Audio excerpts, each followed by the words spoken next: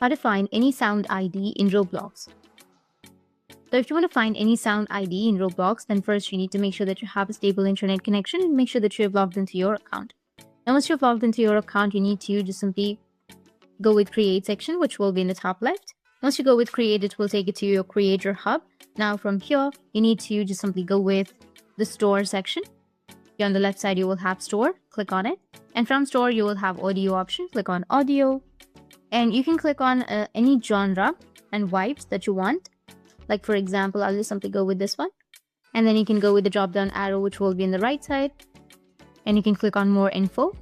Once you're here, click on the three dots, which will be on the right side. And you can go and click on copy asset ID. Now you got your sound ID. And that's how you can find any sound ID in your Roblox. And if you have any questions, feel free to comment below. Thanks for watching.